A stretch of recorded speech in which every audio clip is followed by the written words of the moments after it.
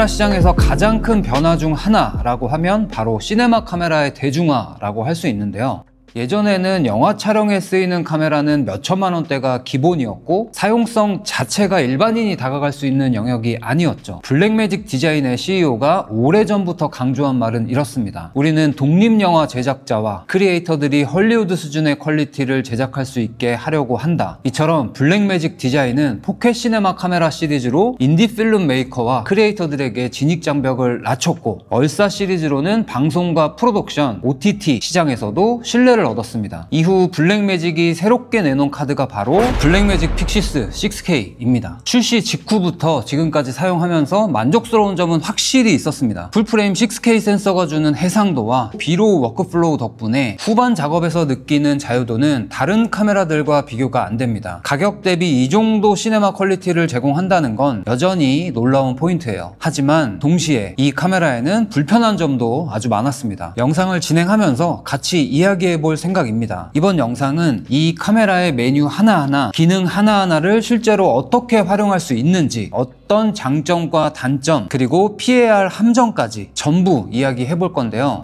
이 영상 끝까지 보시면 블랙매직 픽시스 6K를 마치 직접 만져본 것처럼 이해하게 될 겁니다. 먼저 외형과 하드웨어를 보겠습니다. 픽시스 6K는 첫인상부터 전형적인 시네마 카메라의 느낌을 줍니다. 바디는 알루미늄 합금으로 만들어져 있어서 단단하고 표면은 블랙 코팅으로 마감되어 있습니다. 실제로 손에 잡으면 날카롭지 않고 둔탁하게 잡히는 금속 질감이 있어서 견고하다는 인상이 강합니다. 상단에는 핸들을 장착할 수 있는 나사홀이 있고 얼싸 시네 핸들 같은 액세서리와 바로 호환이 됩니다. 들고 다니기 위한 용도뿐만 아니라 탑 핸들 리그를 올려서 마이크, 모니터, 무선 송수신기를 얻는 데도 유리합니다. 옆면에는 4인치 1500니트 터치 LCD가 자리 잡고 있습니다. 밝기 덕분에 야외 촬영에서도 시안성은 충분합니다. 다만 각도 조절이 불가능한 고정형이기 때문에 외부 모니터가 사실상 필수입니다. 블랙매직을 포함해서 많은 시네마 카메라들이 왜 아직도 프리앵글 방식을 도입하지 않는지는 의문입니다. 연결을 보면 별도의 뷰파인더, 모니터 전용 USB-C와 데이터 전송용 USB-C가 따로 있습니다. 뒤쪽에 12기가 SDI 출력이 있고, 그리고 SDI 하나로 라인 안정성과 장거리 케이블링을 챙기는 대신에 HDMI는 뺑 구성입니다. 오디오는 미니 XLR 1개, 3.5mm 스테레오 입력 1개, 그리고 3.5mm 헤드폰 출력. 보통의 촬영은 본체만으로 대응하고 대규모 오디오 입력은 외부 믹서나 인터페이스와 물려 쓰는 방식입니다. 픽시스 6K는 멀티 카메라 환경까지 고려한 동기화 기능을 지원합니다. 뒤쪽에 있는 REF 인단자를 보면 여기서 TRI SYNC나 블랙버스트 같은 기준 신호를 받을 수 있습니다. 이게 뭐냐면 여러 대의 카메라가 동시에 같은 박자로 돌아가도록 맞춰주는 일종의 기준 시계? 방송국이나 콘서트처럼 멀티캠을 운영할 때 모든 카메라가 정확히 같은 타이밍으로 프레임을 만들어야 하는데, 그걸 가능하게 해주는 게 바로 이 입력입니다. 또 이 단자는 타임코드 입력도 겸하고 있습니다. 드라마나 예능, 다큐멘터리 같은 멀티캠 제작에서 굉장히 유용하죠. 그리고 옆에 이더넷 포트도 하나 달려 있습니다. 이거는 PoE 전원 공급은 아니고 원격 제어나 파일 전송을 위한 포트입니다. 저장 매체는 듀얼 CF 익스프레스 타입 B 슬롯 2개, 그리고 USB-C를 통한 외장 드라이브 녹화. 전원 같은 경우는 후면에 BPU 시리즈 배터리 슬롯과 12V DC 입력 단자가 있습니다. 현장에선 BPU 여러 개 혹은 V마운트에서 D탭, 2핀 DC로 물려서 장시간 운영하는 조합이 흔합니다. 마지막으로 방열, 듀얼 쿨링 팬과 좌후면 배기 설계로 고부하 조건에서도 안정성을 확보하는 구조예요. 팬 소음은 존재하지만 경쟁 카메라들 역시 무소음은 아니기 때문에 프로덕션 환경에서는 크게 문제되지 않는 수준입니다. 다음으로 버튼과 조작계를 보면 스크롤 휠, 포커스, 셔터 버튼, REC 버튼, ISO, 화이트 밸런스, 줌, 하이 프레임 레이트 버튼, 트랜스포트 컨트롤, 펑션 버튼, 메뉴 버튼, 이렇게 주요 물리 조작계가 배치되어 있고, 하단에는 삼각대 마운트와 액세서리 장착 홀이 준비되어 있습니다. 다음은 센서와 화질 이야기입니다. 픽시스 6K는 3623mm CMOS 센서가 들어가 있습니다. 해상도는 6K 오픈 게이트 6048대 4032, 약 24.5메가픽셀을 지원합니다. 센서 전체를 활용해서 다양한 화면비를 원본 손실 없이 잘라낼 수 있다는 거죠. 센서의 픽셀 피치는 약 5.94 마이크로미터입니다. 실제로 ISO를 올려가면서 테스트해보면 개조가 크게 무너지지 않고 부드럽게 유지되는 걸 확인할 수 있었습니다.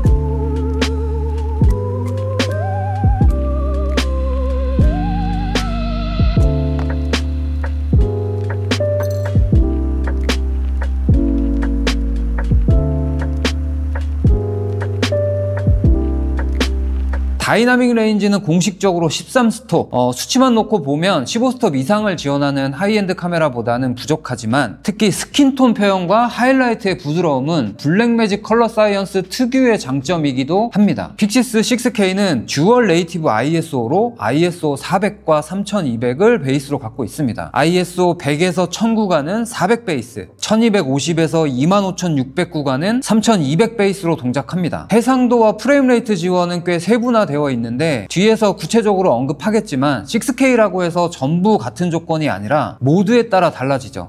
예를 들어서 6K 오픈 게이트에서는 센서 전체를 쓰는 대신에 최대 36프레임까지만 지원되고 반대로 6K 2.4:1 시네마스코프 모드로 들어가면 최대 60프레임까지 확보 가능합니다. 즉 같은 6K라도 어떤 모드를 사용하느냐에 따라 프레임 한계가 달라집니다. 촬영 전에 반드시 원하는 프레임 레이트가 어떤 모드에서 지원되는지 체크하고 들어가는 게 중요합니다. 저장 포맷은 블랙매직 로우를 기본으로 하고 B로우는 블랙매직 디자인의 독자적인 로우 코덱으로서 화질과 후반 작업 유연성을 동시에 확보할 수 있습니다. 그 안에는 Q모드, 퀄리티 기반과 비트레이트 모드 같은 옵션이 있는데 화질과 녹화 시간에서 차이가 있습니다. 이 부분은 뒤에서 코덱 그리고 저장 매체 챕터에서 자세히 다루겠습니다. 여기서는 핵심만 말씀드리면 B로우 덕분에 ISO, 화이트 밸런스, 노출 같은 설정을 촬영 후에도 자유롭게 보정할 수 있고 특히 다빈치 리졸브와의 연동이 거의 완벽합니다. 그래서 픽시스 6K의 화질은 센서 스펙뿐만 아니라 B로우 워크플로우 전체와 함께 봐야 한다는 게 중요합니다. 이제 픽시스 6K의 또 다른 핵심 바로 코덱과 저장 매체입니다. 픽시스의 B로우는 크게 두 가지 모드로 녹화할 수 있습니다. 첫 번째는 퀄리티, 두 번째는 비트레이트. 퀄리티 모드는 장면의 복잡도에 따라서 데이터 양이 변한다는 방식입니다. 쉽게 말해서 노이즈나 디테일이 많은 씬에서는 파일 용량이 커지고 단순한 씬에서는 용량이 줄어듭니다. Q0 최고 화질이고요. 압축을 최소화하기 때문에 화질 디테일 보존이 가장 확실합니다. 다만 그만큼 파일 크기가 커서 용량의 압박이 있죠. Q1은 Q0보다 살짝 효율적인 세팅, 육안으로는 큰 차이가 없는 경우가 많습니다. Q3는 중간 단계, 용량을 줄이면서도 방송용이나 유튜브 제작에는 충분한 퀄리티고 Q5는 가장 압축률이 높습니다. 장시간 녹화할 때 적합하지만 심도 있는 포스트 그레이딩에서는 불리할 수 있습니다. 쉽게 말해서 Q0는 퀄리티 우선, Q5는 효율 우선입니다. Q0는 3:1 비트레이트 수준과 비슷하고 Q5는 12:1 수준과 비슷하다고 보시면 됩니다. 그래서 같은 저장 매체라도 Q0를 쓰면 금방 차버리지만 Q5를 쓰면 훨씬 오래 녹화할 수 있습니다.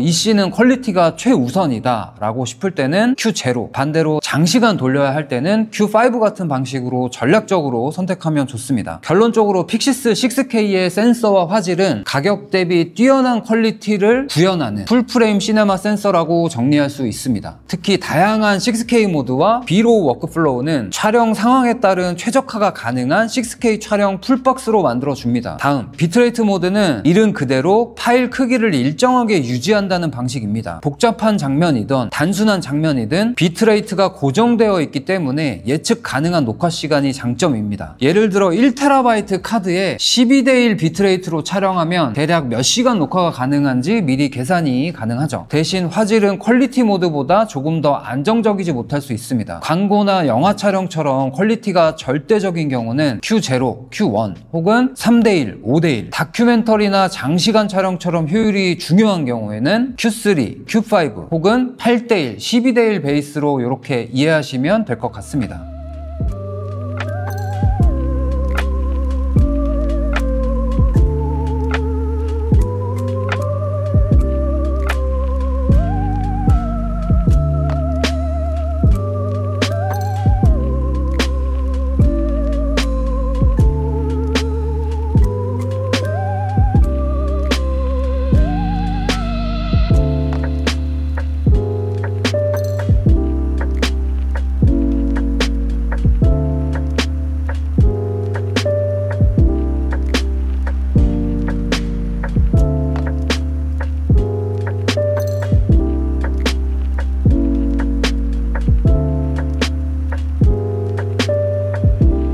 다음으로 픽시스는 H.264 프록시를 동시에 생성할 수 있습니다. 편집 시에 로우 파일에 압박이 있는 경우 프록시 파일을 바로 붙여서 빠른 컷 편집에 쓸 수 있습니다. 이게 생각보다 큰 장점인데 특히 협업 환경에서 동료나 혹은 클라이언트에게 검토용 영상을 빠르게 전달해야 할 때 유용합니다. 주의할 점은 프록시는 어디까지나 검토, 편집용이고 최종 색보정이나 납품은 반드시 B로우 원본으로 돌아가야 합니다. 저장 매체는 CF 익스프레스 B와 SSD 그리고 클라우드 저장 방식, CF 익스프레스 타입 B 카드 슬롯 2개, 릴레이 녹화가 가능하고요. 동시에 백업 녹화도 가능합니다. 다음으로 USB-C를 통해서 SSD로 바로 연결 가능하도록 되어 있고, 다음으로는 블랙매직 클라우드 스토어와의 연동, 카메라에서 바로 클라우드 업로드 기능은 없지만 네트워크로 연결하면 블랙매직 클라우드 스토어 미니와 연동해서 클라우드 기반 워크플로우에 바로 통합할 수 있습니다. 예를 들어 촬영본을 스튜디오 편집팀이 실시간으로 확인하거나 다른 지역 팀과 공유하는 게 가능합니다. B로우의 가장 큰 장점은 다빈치 리졸브와의 완벽한 연동입니다. ISO, 화이트 밸런스, 색온도까지 로우 데이터를 가지고 후반 작업에서 자유롭게 조정할 수 있습니다. 프리미어 프로나 파이널 컷에서는 B로우 지원이 제한적이기 때문에 블랙매직 카메라를 제대로 활용하려면 사실상 다빈치 리졸브를 메인 편집 툴로 쓰는 게 맞습니다. 녹화 시간 같은 경우는 저는 CF 카드를 안 쓰고 SSD를 사용하는데 2TB SSD를 씁니다. 6K 오픈게이트 Q0로 찍으면 길어야 이 정도밖에 안 들어갑니다. 반대로 Q5나 12:1에서는 이 정도로 장시간 녹화가 가능하니까 참고하시고요. 픽시스의 코덱과 저장 매체 구조는 유연하면서도 강력합니다. B로우와 프록시, CF 익스프레스와 SSD, 클라우드까지 조합할 수 있어서 촬영자 성향과 프로젝트 특성에 맞게 세팅할 수 있습니다. 단 그만큼 데이터 관리와 매체 선택에 신경을 쓰지 않으면 현장에서 발목 잡힐 수 있다는 점을 꼭 기억해야 합니다. 이제 픽시스 6K에서 실제로 어떤 해상도와 프레임 레이트로 촬영할 수 있는지 정리해 보겠습니다. 픽시스는 단순히 6K로 촬영이 가능하다라는 한 줄 설명으로는 조금 부족합니다. 실제로는 센서 전체를 활용하는 모드, 크롬 모드, 그리고 화면비 모드가 나뉘어져 있고 각각 지원하는 최대 프레임이 다릅니다.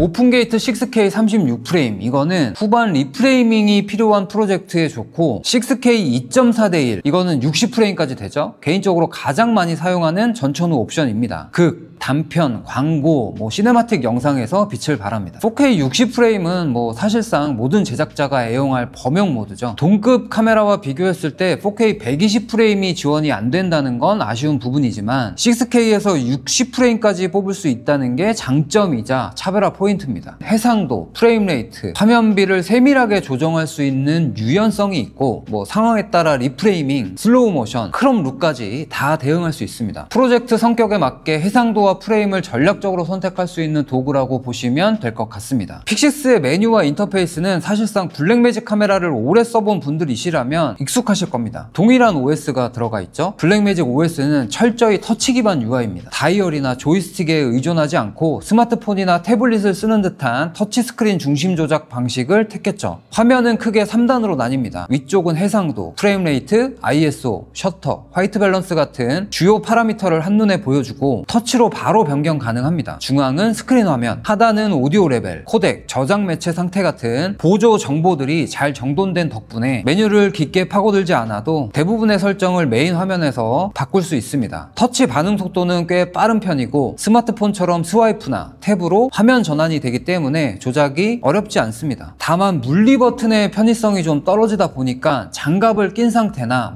현장에서 반복적으로 빠른 대응이 필요한 상황에서는 불편할 수 있습니다. 픽시스 6K는 사용자 프리셋 저장 기능을 제공합니다. 예를 들어서 인터뷰 모드는 6K 24프레임, ISO 400, 아니면 부드러운 슬로우 모션을 해야 된다. 그러면 4K 60프레임, ISO 800 이런 식으로 저장해두면 터치 한 번으로 빠르게 전환할 수 있습니다. 물리 조작이 불편한 픽시스에서 이 기능은 아주 유용합니다. 광고 촬영처럼 인터뷰와 액션컷을 왔다 갔다 해야 할 때 매번 터치로 메뉴를 파고들 필요 없이 즉시 세팅을 불러올 수 있습니다. 소니 FX6나 캐논 C70은 물리 버튼과 다이얼 중심이라 손가락 감각만으로 세팅을 바꿀 수 있다는 장점이 있는 반면에 블랙매직은 물리 버튼은 최소화하고 터치 기반 직관성을 극대화했죠. 때문에 블랙매직의 UI는 초보자도 쉽게 적응할 수 있습니다. 하지만 카메라를 보지 않고 손가락 감각으로 조작하는 데는 불리합니다. 제 사용 경험으로는 터치 UI가 직관적이라 메뉴를 배우는데 시간이 거의 안 걸립니다. 그리고 프리셋 불러오기 기능 덕분에 촬영 전환이 빠르죠. 주요 파라미터가 한눈에 보이기 때문에 조작 실수가 줄어듭니다. 하지만 햇빛이 강한 야외에서는 아무래도 화면 시인성이 떨어지죠. 그리고 물리 버튼이나 다이얼 조작에 익숙한 사람에게는 적응 기간이 좀 필요합니다. 감각으로 조작하는 스타일에는 조금 한계가 있죠. 이번에는 픽시스 6K의 오디오와 연결성, 즉 입출력 포트 이야기를 해보겠습니다. 픽시스 6K는 총 두 가지 방식의 오디오 입력을 제공합니다. 한 개의 미니 XLR 단자, 팬텀 파워 48V를 지원해서 콘덴서 마이크나 믹서 출력을 연결할 수 있습니다. 라인 레벨과 마이크 레벨 전환도 가능합니다. 한 개의 3.5mm 스테레오 입력 단자, 무선 마이크 리시버나 간단한 핀 마이크를 꽂을 수 있죠. 출력은 3.5mm 헤드폰 단자로 제공됩니다. 비디오 출력은 두 가지 경로를 제공합니다. 12기가 SDI, 방송, 중계 환경에서 필수적인 안정적이고 지연이 적은 출력입니다. 외부 레코더나 스위치에 직접 연결할 수 있습니다. 그리고 전용 USB-C 뷰파인더 포트, 블랙매직 전용 모니터, 뷰파인더 액세서리를 연결할 수 있고 일반 모니터용 HDMI 출력은 지원하지 않습니다. 픽시스 6K에는 이더넷 포트가 달려 있습니다. 이 포트는 카메라 원격 제어, 파일 전송, 동기와 같은 유선 워크플로우를 위한 기능입니다. 예를 들어 브라우저에서 카메라를 직접 접속해서 클립을 내려받거나 설정을 제어할 수 있습니다. 또한 네트워크 기반으로 SRT, RTMP, RTSP 등의 프로토콜을 활용한 송출이 가능합니다. 픽시스 6K의 연결성은 작지만 방송이나 프로덕션에 최적화된 구성입니다. HDMI 대신 SDI 중심으로 설계되어 있어서 일반 크리에이터보다는 방송, 멀티캠 환경에서 진가를 발휘합니다. 이번에는 픽시스 6K의 전원과 배터리를 좀 보겠습니다. 후면에 소니 BPU 시리즈 배터리를 장착할 수 있는 슬롯이 있습니다. BPU는 방송용 카메라와 시네마 카메라에서 널리 쓰이는 규격이라 호환성과 수급이 좋습니다. 또 DC 단자를 통해서 AC 어댑터 전원 연결도 가능합니다. 배터리 호환성과 운용 측면에서는 제가 그간 써보면서 느낀 건 소니 정품 BPU 배터리는 안정적이지만 가격이 상당히 비쌉니다. 이게 총 30분 가나? 가격은 두 개에 호환 배터리들도 있지만 일부 모델은 인식 불량이나 잔량 표시 오류가 있었습니다. 따라서 정품 사양을 권장하고 다른 방법으로는 V마운트 배터리와 같은 외부 배터리를 D탭 케이블을 통해서 사용 가능합니다. 여기에서 왜 USB-C 대신 D탭을 쓰느냐라는 질문이 나올 수 있는데요. USB-C는 기본적으로 데이터 전송 규격이고 전원은 보조적입니다. 케이블 품질이나 충전기 호환성에 따라 순간 전압이 흔들릴 수 있고 반면 D탭은 방송이나 시네마 업계의 표준 전원 규격입니다. 12에서 16V 직류를 안정적으로 공급하고 수백 와트까지 여유 있는 출력을 낼 수 있습니다. 그래서 카메라 본체뿐만 아니라 모니터, 무선 송수신기, 조명 같은 주변 장비까지 동시에 안정적으로 구동할 수 있는 거죠. 근데 하지만 이 케이블 리그를 구성할 때 너무 제한적이고 거의 다 해외 배송이라 암수 구분 한 번만 실패하면 현타가 오죠. 정리하면 픽시스 6K의 전원 구조는 확실한 계획이 필요한 시스템입니다. 촬영 환경에 맞는 조합을 준비하지 않으면 아주 난처한 상황이 발생할 수 있습니다. 이제 픽시스 6K의 발열과 안정성에 대해 이야기해 보겠습니다. 풀프레임 6K 로우 카메라답게 픽시스 6K는 데이터 처리량이 상당합니다. 특히 다음과 같은 조건에서 발열이 빠르게 누적되었는데요. 6K 오픈게이트 Q0, Q1, 고 비트레이트 로우 촬영, 외장 SSD 연결 후에 후에 장시간 촬영, 여름철 실외 환경 보면 저장 매체 발열이 어느 정도 있는 상황에서 고 비트레이트랑 겹치면 그게 확 커지는 것 같아요.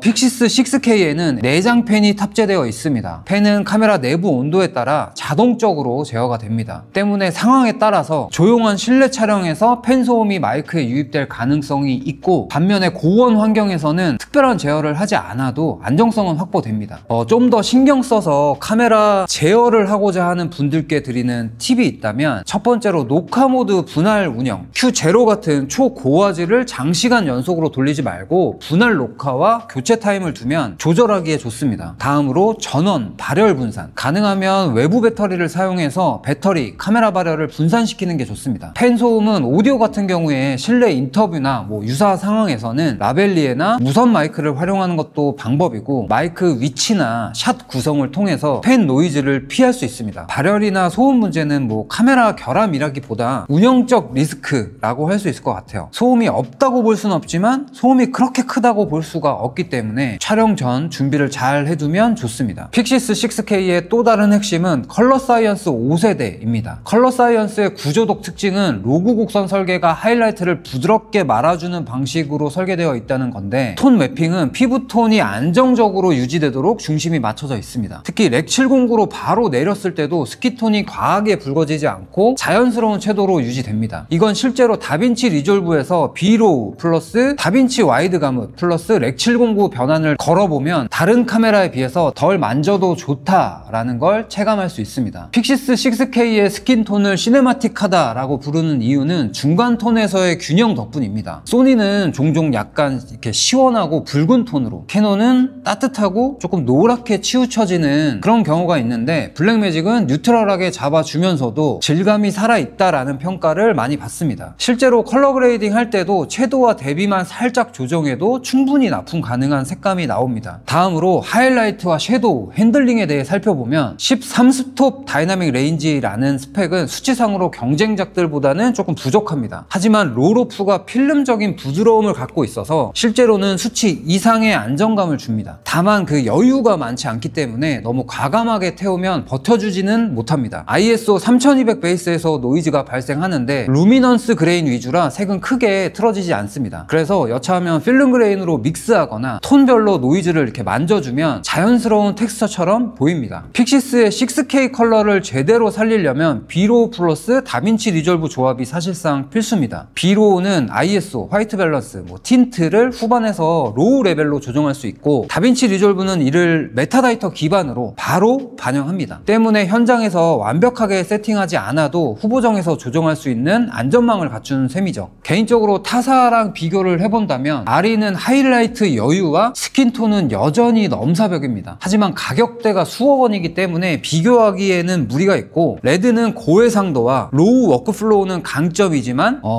기본 톤이 없이 최대한 가공되지 않은 로우를 제공하는 성향이 강합니다. 소니 FX 시리즈는 로그 기반이라 ISO, 틴트 같은 자유도는 좀 제한적이고, 캐논 같은 경우에 그냥 색감은 매력적이지만 그레이딩 자유도는 넓지 않습니다. 픽시스는 그 중간에서 합리적인 가격으로 로우 기반의 컬러 자유도를 확보할 수 있다는 게 핵심입니다. 의도적으로 노출을 살짝 언더로 가져가면 알렉사 같은 부드러운 롤오프에 근접함을 느낄 수 있었습니다. 근데 이건 제가 알렉사를 많이 써본 게 아니라서, 아무튼 스킨톤 중심 설계라는 삼박자가 만드는 결과물입니다. 그리고 이 카메라는 색 보정을 전문적으로 할 수 없는 사람도 기본 톤이 받쳐주고, 전문 컬러리스트 입장에서는 ISO, 틴트, DR까지 자유롭게 다룰 수 있는 자유도를 가진 카메라라고 할 수 있습니다. 액세서리 호환성으로 넘어가면 픽시스는 기본 규격을 많이 따르는 느낌입니다. 전원은 소니 BPU 배터리 규격이고, 저장은 CF 익스프레스 B타입과 SSD, 마운트는 LPL, EF, PL 선택이 가능한 데다가 인터페이스는 SDI, DC, 이더넷,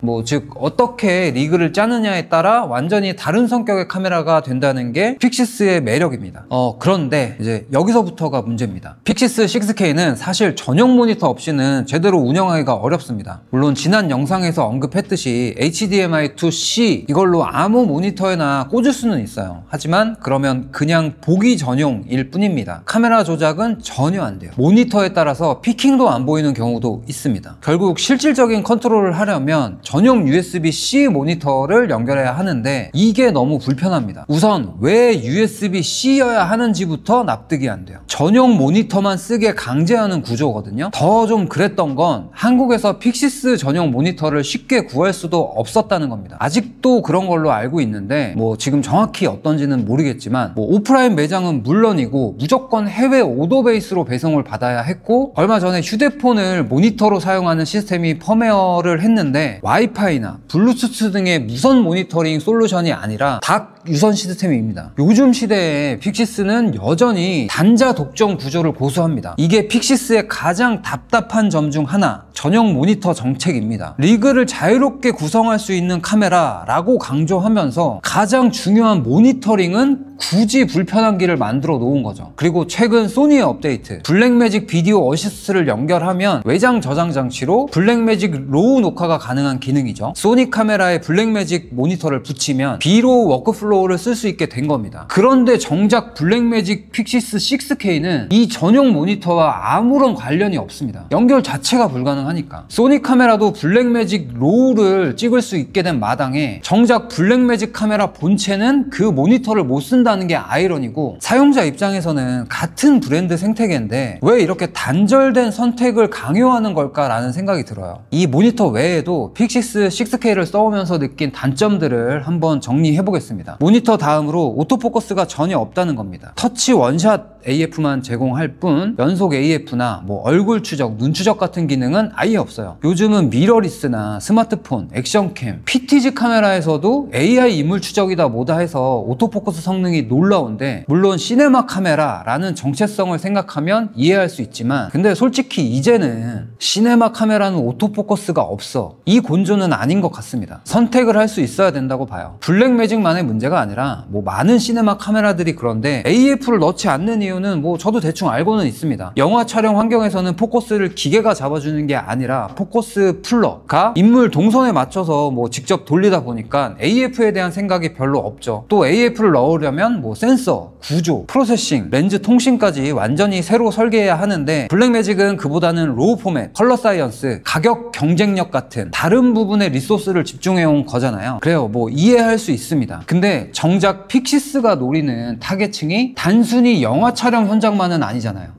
인디필름, 다큐멘터리, 1인 크리에이터, 소규모 프로덕션까지 아우르려고 만든 카메라라면 AF는 없어도 된다는 영화판 논리만으로는 부족합니다. 실제로 픽시스를 들고 나갈 때마다 포커스 리스크 때문에 망설이게 됩니다. 정말 많이 들고 나가고 싶어요. 6K 로우, 뭐 컬러 사이언스, 후반 작업 편의성 등등 장점이 아주 많습니다. 하지만 막상 중요한 촬영이 걸리면 결국 시네마 퀄리티와 로우 워크플로우를 위해서 제약을 감수할 것인가, 아니면 편의성과 오토포커스를 위해서 미러리스를 택할 것인가 라는 질문에 제 환경에서는 아쉽습니다. 다음은 저장 포맷 제한입니다. 픽시스는 기본적으로 로우 포맷에 올인된 구조라서 다빈치 리졸브 사용자라면 최고의 환경이지만 프리미어 프로나 파이널 컷 사용자분들에겐 제약이 큽니다. 뭐 플러그인으로 열 수는 있지만 호환성이나 안정성 면에서 번거로움이 있습니다. 마지막으로 UI, 편의성 문제. 터치 기반 인터페이스는 직관적이지만 현장에서 빠르게 대응해야 하는 상황에서는 불편함이 드러납니다. 픽시스 6K는 분명히 풀프레임 6K 로우 카메라를 이 가격에 쓸 수 있다는 점에서 엄청난 메리트가 있습니다. 하지만 동시에 오토포커스 부재, 전용 모니터 강제, 기타 액세서리 호환성 같은 그런 불편한 요소들이 사용자에게 꽤 큰 진입장벽이 될 수 있습니다. 그럼 누구에게 맞는 카메라일까요? 먼저 독립영화, 단편영화 제작자, 비로우의 자유도와 6K 오픈게이트 촬영은 저예산 현장에서 강력한 무기입니다. 그리고 광고 제작자, 다큐멘터리, 인디 크리에이터, 로우 포맷 기반의 후반 작업이 익숙하다면 압도적인 비용 대비 퀄리티를 얻을 수 있습니다. 그럼 반대로 누가 피해야 될까요? 빠른 오토포커스와 간편함이 중요한 유튜버, 스트리머, 그리고 리졸브가 아닌 다른 편집 툴을 사용하는 사람. 픽시스 6K는 완벽한 카메라는 아닙니다. 편의성과 대중성을 희생한 대신 시네마 퀄리티와 B로우 워크플로우의 모든 걸 건 카메라입니다. 저는 개인적으로 모든 조건이 갖춰진 촬영 현장에서는 이 픽시스를 꺼내들고 싶습니다. 하지만 예측 불가능한 상황이나 1인 운영 환경에서는 선택을 주저하게 됩니다. 그게 픽시스의 가장 큰 장점이자 동시에 아쉬운 부분입니다. 하지만 그럼에도 분명한 건 이 카메라가 가진 제약을 이해하고 그 속에서 전략적으로 세팅할 수 있는 사람이라면 픽시스 6K는 동급에서 가장 강력한 무기가 될 수 있다고 확신합니다. 자, 여기까지 블랙매직 픽시스 6K 롱텀 리뷰였고요. 영상이 도움이 되셨다면 구독과 좋아요 부탁드리고 그럼 저는 다음 영상에서 뵐게요. 안녕!